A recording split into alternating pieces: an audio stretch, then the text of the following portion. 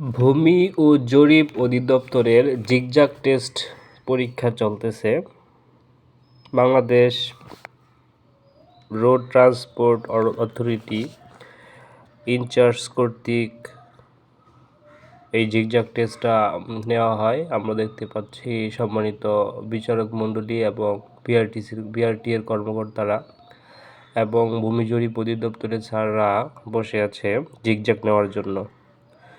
তো এটা এখন জিগজাগ শুরু হবে। দেখা যাক এই জিগজাগ টেস্টটা কিভাবে পরীক্ষার্থী উত্তীর্ণ হয়। গাড়ি চালক পদে 3টা ধাপে পরীক্ষা হয়। একটা হচ্ছে লিখিত পরীক্ষা উত্তীর্ণ হওয়ার পরে প্র্যাকটিক্যাল নেওয়া হয়। এই প্র্যাকটিক্যালে মূলত জিগজাগ টেস্টটাই বেশি নেওয়া হয়।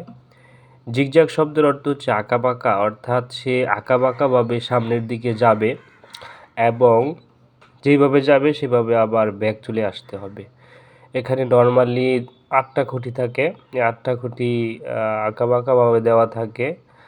লম্বায় গাড়ির 1.5 গুণ থাকে এবং প্রস্থেও গাড়ির 1.5 গুণ থাকে। এটা একটা সূত্রের মাধ্যমে এই জিগজাগটা উত্তীর্ণ হয়। বারবার প্র্যাকটিসের মাধ্যমে যারা বারবার প্র্যাকটিস করবে এবং সূত্র প্রয়োগ করে এই জিগজাগটা দিবে তারা অতি সহজেই এই জিগজাগটা উত্তীর্ণ হতে পারে। অনেকে দেখা যায় জিগজাগ পরীক্ষাটা পারে, কিন্তু পরীক্ষা হওয়াতে একটা ভয় কাজ করে।